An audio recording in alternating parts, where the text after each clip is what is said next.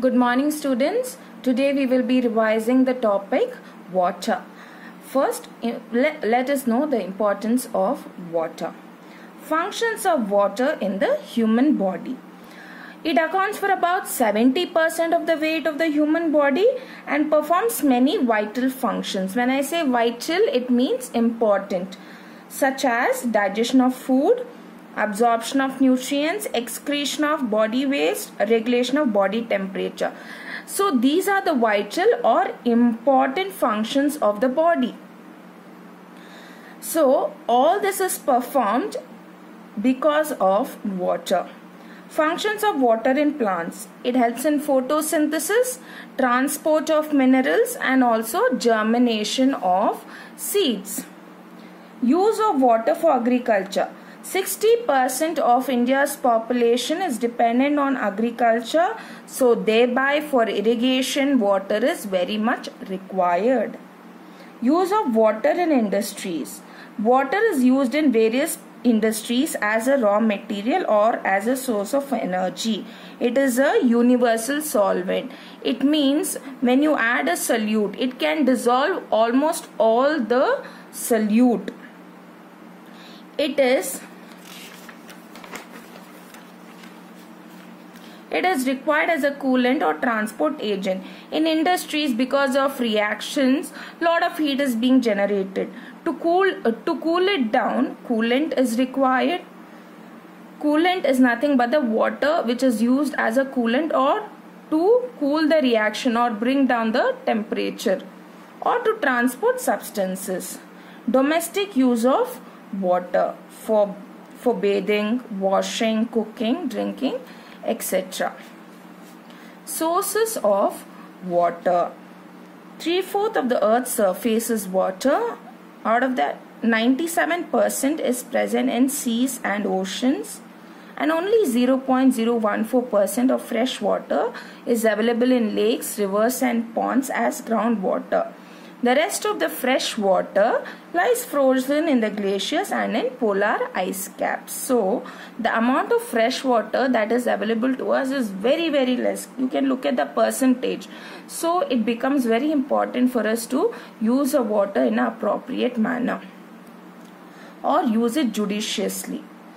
Oceans and seas covers 2/3 of the earth's surface, contain large amount of salt. Okay, and it has to be desalinated. It means for us to drink the water from seas and oceans, the salt has to be removed. That process is known as desalination. Rain and snow. It is purest of all natural resources. And we know rainfall is seasonal. It replenishes the lakes and the groundwater. When it rains, it fills the lakes and also the groundwater, and groundwater is harvested or we get groundwater by digging wells and bore wells. Rivers, lakes and ponds. Surface water resource. Most of them flow back into ocean. Ganga and Brahmaputra, which flow all around the year, are fed by glaciers of the Himalayas. Dams are built at appropriate places over these rivers to store water. Green Revolution. Continuous supply of water from dams. Green Revolution was possible only because of the continuous supply of water from the dams. And we know rainfall is seasonal, so water has to be stored. So that's why dams are usually constructed at the appropriate places over the rivers to store water, so that it can be utilized whenever there is shortage of water. And Ganga and Brahmaputra, we can see they flow all around the year because they are fed or they are getting this they are getting this water from the glaciers of the Himalayas. And most of the surface water's resources, or when it rains or several other resources, they flow back into the oceans. Wells and springs. These are underground sources of water, and we can get this underground source of water through water pumps. Underground water is rainwater.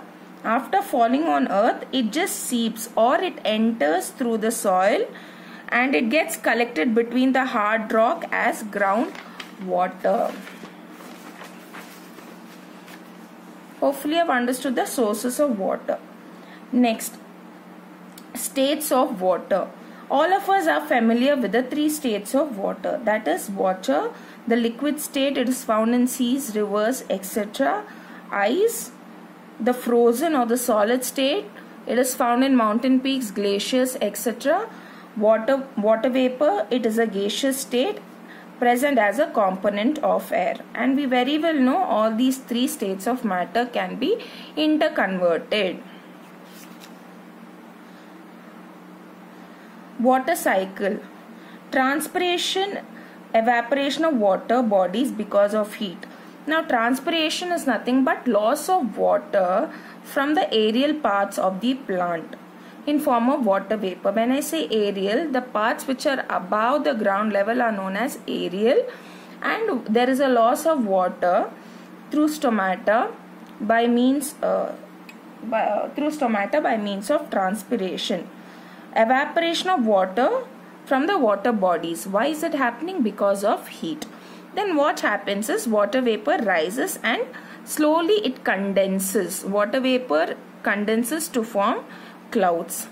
Then water vapor becomes heavy. Precipitation occurs. Now what is this precipitation occurs? It means slowly the condensation process is happening and the water vapor is condensing to form ice, snow, hailstorm. So all these are formed. It depends upon how much it is, how much water vapor is getting condensed. And finally we get the rain.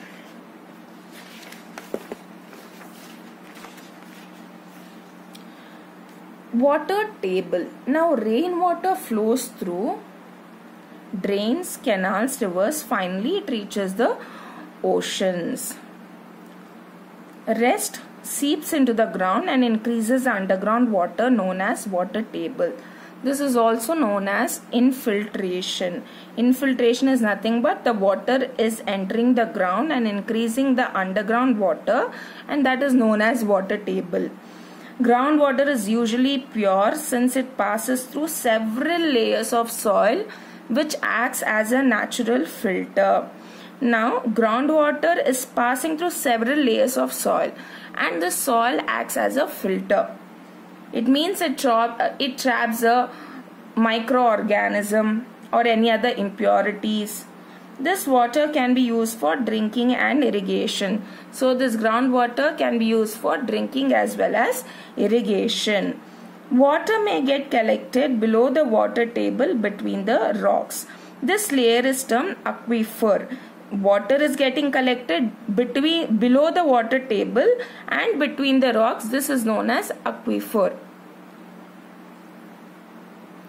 from which water can be extracted using a water well. Depletion of water table. Now what are the causes of the depletion? If the rate of consumption of groundwater is more than its recharge. See, consumption of groundwater is more than the rate of percolation. Then the water table is adversely affected. Now let's see why is it so. Urbanization. Concrete floors prevent rainwater from seeping into the ground. Because since the concrete floors are there, rainwater cannot seep into the ground. Increase in agriculture, so there is increase in demand for irrigation, so more water is required. Deforestation. It affects the water cycle because transpiration cannot take place, so thus affecting the water table. So transpiration cannot take place, then there is there is no condensation happening, so there is no rainfall. Scarcity of water in India. Fresh water available for human use is only 2.7%. About 75% of this fresh water lies frozen. Now, what are the factors responsible for the scarcity of water? Might be geographical parameters. Annual rainfall varies in different region. Scanty rainfall means drought. Heavy rainfall means problem of floods. It causes lot of damage to crops. And global warming, because of which there is increased evaporation of water and there is increased melting of ice caps, etc. So geographical parameters also play a very important role. Over exploitation of resources. More than 1 billion people are there and water problem is a major concern. Population explosion, because more the population, more is the water required. There is pollution of water that is caused by the human. Agriculture, latest technique in farming and irrigation need more water. Excessive use of fertilizers, pesticide, insecticide degrade the quality of underground water. If you use lot of fertilizer, pesticide, insecticide, there is degradation of the quality of underground water. What is the impact of the scarcity of water? There is long queues of people near municipality taps. Water tankers are put into service to provide water. Women folk have to walk miles. There is no water, no agriculture. There is unemployment, poverty and starvation. How can we conserve water? By rainwater harvesting. That is direct collection of water on the rooftop of house or buildings, and there are pipes through which it is reached to the, by means of which it gets collected in the underground tank. Thereby there is a recharge of groundwater. Efficient distribution of water. Water bodies from surplus means more. Water regions can be linked to those regions which face water scarcity. Linking of rivers can help control floods. Dams and other water reservoirs can be constructed. Prevention of wastage. By following drip irrigation of by using water sprinklers, while taking bath, just using a bucket of water. For cleaning open areas like verandas, mop can be used. Do not leave the tap open while brushing your teeth. Water which is used for washing vegetable, mopping, etc. can be used for watering plants. Small pressure cistern tanks in toilets. This is nothing but the flush tanks. Okay, instead of a big flush tank, small ones can be used. Repair leaking taps immediately. So these are the means by which you can reduce the amount of water usage. Thank you.